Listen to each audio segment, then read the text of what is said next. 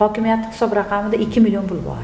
Ilgaridan shunday bo'lgan, hokimlarni yo'rig'iga yurdirish, qo'rqitish, o'z manfaatini ko'zlaydigan kadrlar afsuski bor ekan. Noinsof kadrlardan voz kechishimiz kerak. Yana bitta narsa aytay, men juda ham chiroyli non yopaman. Mana hokim bo'lganingizdan beri uyda kim ovqat pishiradi? O'zim. Farzandingiz maktabiga borib turasiz? Boraman, ko'p boraman. Go'zallik saloniga borishga vaqtingiz bor? Yo'q. Bormaysiz. Kamdan kam. Hokim bo'lgach, siz topgan eng katta xulosa nima?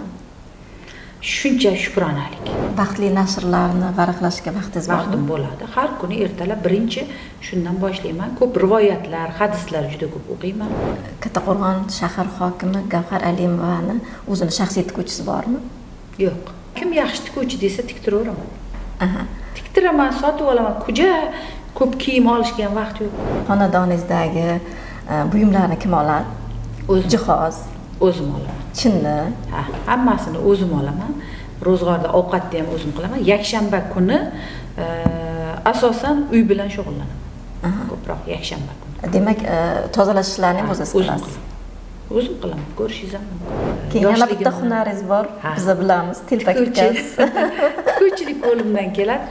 Nafaqat telpak, balki uy kiyimlarimni ham o'zim tikib olaman.